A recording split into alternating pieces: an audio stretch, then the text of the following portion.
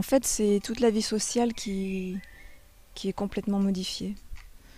Je pense que c'est inimaginable pour les gens qui ne ressentent pas ces effets ou qui ne font pas le lien avec leurs symptômes, parce que ça arrive beaucoup aussi. Mais on ne peut plus vivre comme on devrait vivre normalement.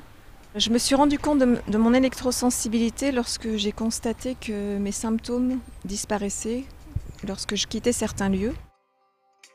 Je suis ingénieur mesure et je participe donc à l'ensemble des mesures de la CRIREM. Alors on travaille pour des particuliers, des collectivités, des entreprises qui nous demandent des missions d'expertise pour évaluer en fait, on va dire le niveau de champ ou niveau de pollution, si on peut dire, qu'ils ont dans leur environnement. Là, j'ai découvert en fait que nous étions donc entourés d'ondes électromagnétiques et que je devenais en fait prisonnière de lieux où il y avait peu d'ondes. Et ça a été vraiment un choc de constater que je perdais ma liberté d'aller et venir. Ce qui est mis en cause, ce sont les technologies qui affectent la santé. Pas toutes les nouvelles technologies, certainement pas. Moi, j'utilise beaucoup Internet. Internet par voie filaire, évidemment.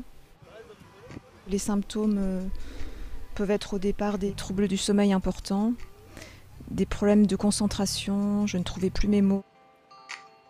Nous, en tant que scientifiques, les valeurs qu'on trouve, on va les comparer à l'ensemble de ces seuils en fait qui sont présents dans, on va dire, globalement dans notre législation, même si ils ne sont pas obligatoires en France pour l'instant.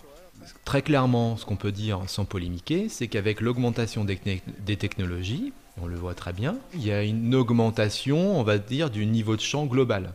Naturellement, ce qui vient comme préconisation, c'est essayer de passer au maximum en filaire avec une meilleure disposition des antennes si dans un premier temps on est obligé d'utiliser des antennes.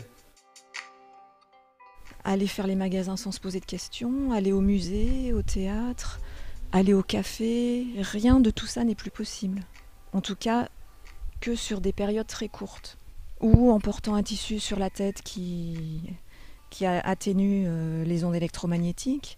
La plupart des médecins ne connaissent pas bien cette pathologie.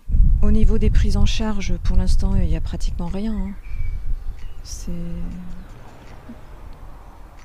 Non, on ne peut pas dire que notre situation soit prise en compte.